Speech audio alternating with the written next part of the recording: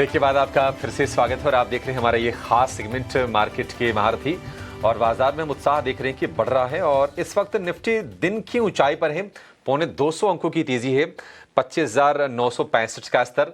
और Nifty bank की बात करें तो हम देख रहे हैं कि 58,000 के लेवल को पार करके निफ्टी बैंक निकल गया ऊपर और 350 अंकों की शानदार तेजी है।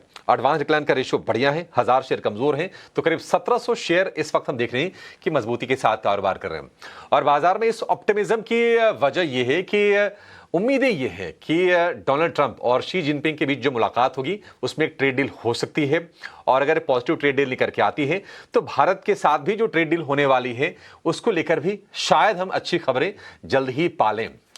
तो अर्निंग सीजन बढ़िया चल रहा है, एफआईज की भी वापसी हो रही है, इक्का दुक्का बिकवाली के आंकड़े आ रहे हैं। लेकिन यह है कि ओवरऑल अगर आप देखेंगे तो पिछले 12, 13, 17 में 9 से 10 बार ऐसा हुआ है कि एफआईज ने बाइंग ही की है। तो बाजार के मोमेंटम में अभी कितनी हम आगे मजबूती देखेंगे ये जरा समझते हैं।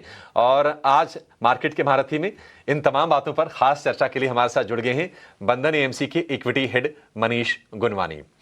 मिस्टर गुरमानी, बहुत शुक्रिया आपका समय देने के लिए। स्वागत है आपका 18 स्वदेश पर। मनीष जी, बाजार जो चल रहे हैं उसके पीछे की वजह ये कही जा रही है कि एक तो अर्निंग का सपोर्ट मिल रहा है, Q2 के अर्निंग्स मजबूत आ रहे हैं, एफआईज की वापसी हो गई है। बहुत सारे लोग ये भी कह रहे हैं कि एक बढ़िया ट्रेड डील हो जाएगी और टैरिफ काफी ज्यादा कम हो जाएगी। ऐसी मीडिया में तमाम रिपोर्टिंग हुई कि 15-16% के आसपास के टैरिफ आ सकते हैं। आप कैसे देख रहे हैं मार्केट को और आपको क्या लगता है कि ये तमाम फैक्टर्स ही कंट्रीब्यूट कर रहे हैं मार्केट की तेजी को या फिर कोई और चीज है? और जो वैल्यूएशन वाली बात थी कि वैल्यूएशंस यहां पर जो महंगे दिखाई दे रहे थे, आपको वो चिंता कितनी हद तक कम होती नजर आ रही है अब?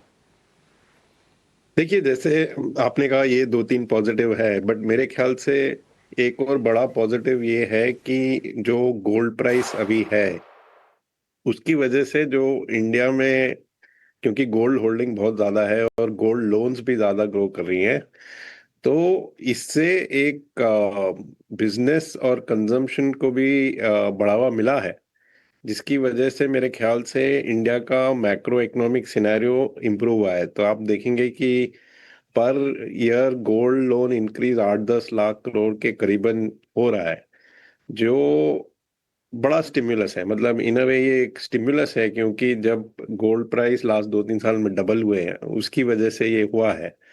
तो आपने सही कहा कि चाइना का ट्रेड डील, इंडिया का ट्रेड डील, ये पोटेंशियल पॉजिटिव है। बट मेरे ख्याल से ये गोल्ड का जो प्राइस है और जो गोल्ड लोन के थ्रू कंजम्पशन और इन्वेस्टमेंट को बढ़ावा मिल रहा है, वो भी एक बड़ा फैक्टर है। और दूसरा ये भी है कि income tax cut, interest cut और जीएसटी कट, इनका जो स्टिमुलस है उससे अभी उम्मीद ये है कि नेक्स्ट 12 से 18 महीने में कंजम्पशन पिकअप होने का अच्छा चांस है, पे कमीशन भी आ सकता है।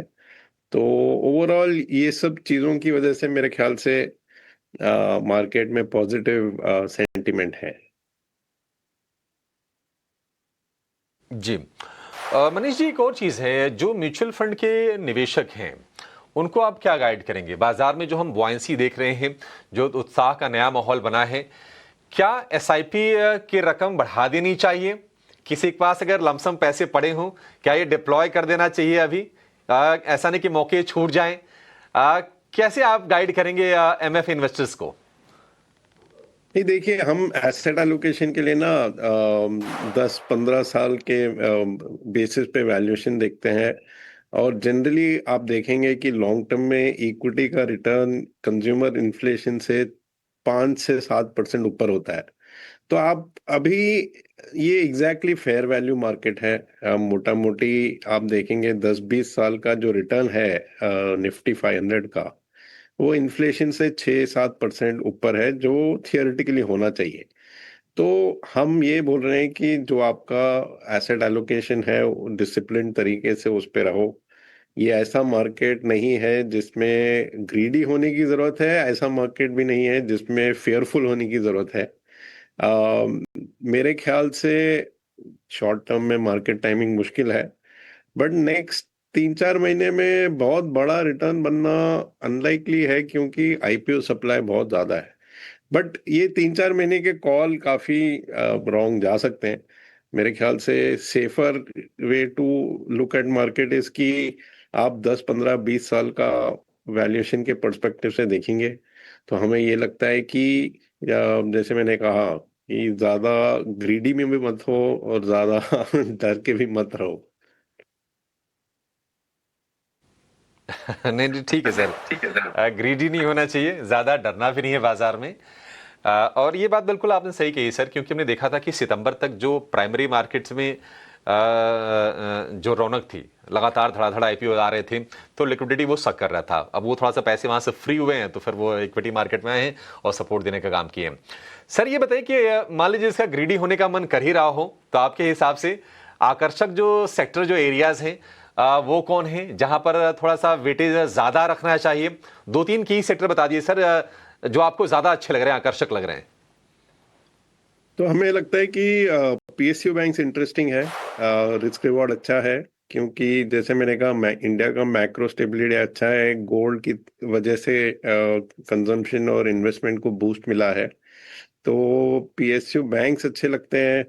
मेटल्स भी अच्छे लगते हैं, क्योंकि ये 3-4 साल में कुछ खास नहीं करे मेटल स्टॉक्स, तो एक्सपेक्टेशन कम है।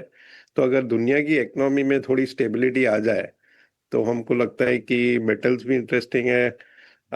तीसरा सेगमेंट है कि छोटे स्मॉल कैप स्पेस में काफी अच्छे टेक्नोलॉजी कंपनीज हैं जिनका सॉफ्टवेयर प्रोडक्ट है या इंटरनेट प्लेटफॉर्म है, तो ये थोड़े वोलेटाइल हो सकते हैं स्टॉक्स, बट लॉन्ग टर्म हमको लगता है कि जो टेक्नोलॉजी प्रोडक्ट्स हैं, सॉफ्टवेयर प्रोडक्ट्स है या क्लाउड सॉफ्टवेयर है या जो इंटरनेट प्लेटफॉर्म्स हैं, ये स्पेस में ग्रोथ अच्छा आएगा। तो थोड़े ये स्मॉल कैप स्पेस में जो बेस बहुत छोटा है इनका भी, तो ये काफी साल तक ग्रो कर सकते हैं, तो ये भी एक अच्छी थीम है मेरे ख्याल से। ठीक है, बढ़िया। ये सारी थीम है। एक और थीम के बारे में सर आपसे राय लेना चाहूंगा। एनर्जी में काफी कुछ हो रहा है, हाइड्रोजन की बातचीत हो रही है, सोलार को लेकर हमने देखा कि काफी ज्यादा इन्वेस्टमेंट कई सारी कंपनीज ने किए हैं, और जिन्होंने पैसे लगाए सोलर वाली कंपनीज में, लोगों ने पैसे बनाए भी हैं। विद इन एनर्जी, क्योंकि बास्केट काफी बड़ा हो जाता है, उसमें ओएमसीज भी हैं, उसमें upstream downstream solar, gas, city gas, तमाम चीजें हैं। आपको कौन सा एरिया उसमें अच्छा लग रहा है, थोड़ा सा अगर किसी को फ्यूचरिस्टिक सोचना हो तो? नहीं, डेफिनेटली मेरे ख्याल से एनर्जी स्पेस में लॉन्ग टर्म तो सोलार एनर्जी का ही ज्यादा एक्शन होगा उधर, क्योंकि मे बी विंड एनर्जी इतना स्केलेबल नहीं है, प्रोजेक्ट डालने में काफी फ्रिक्शन होता है, मतलब मुश्किल होता है। तो डेफिनेटली लॉन्ग टर्म तो सोलार स्पेस में ही एक्शन ज्यादा होगा।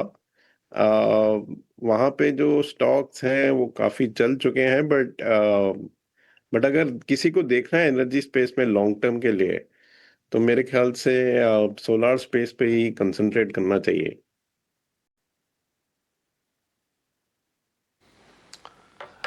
मनीष सर, एक और चीज है, एफआईज के फ्लो को लेकर आपसे जरा जानना चाहेंगे। बाइंग तो आ रही है, बट क्वांटम देखें तो उसको लेकर कोई एक्साइटमेंट नहीं है। एफआईज आपको लगता है कि भारत में वापसी करने के लिए अब तैयार दिखाई दे रहे हैं, या फिर उनके मन में कोई अभी हिचक हो सकती है? क्योंकि उनके लिए तो और भी आकर्षक बाजार हैं, जो रिलेटिवली भारत से ज्यादा सस्ते हैं, बेहतर रिटर्न वाले हैं। तो एफआईज भारत में वापस आएंगे, या फिर एक क्वार्टर का भी वेट और करेंगे? वो Q2 नहीं, वो क्या Q3 के नंबर्स देखना चाह रहे हैं? नहीं, देखिए, अगर आप ग्लोबली देखेंगे तो आपने जैसे कहा कि डेफिनेटली काफी इमर्जिंग मार्केट्स इंडिया से चीपर है। और देखिए, इंडिया मार्केट दूसरे इमर्जिंग मार्केट की तुलना में लास्ट 5-10 साल में काफी आउट परफॉर्म किया है। तो लास्ट 1 साल में वो जो आउट परफॉर्मेंस था इंडिया मार्केट का, वो काफी कम हुआ है। देखिए, ये कैलेंडर ईयर आप देखेंगे तो चाइना कोरिया मार्केट 30-40% ऊपर है, और हमारा रिटर्न काफी कम है। तो ये अच्छी बात है मेरे ख्याल से कि काफी जो आउट परफॉर्मेंस था इंडिया मार्केट का, वो थोड़ा रिवर्सल ड्यू था, और वो रिवर्सल हो चुका है।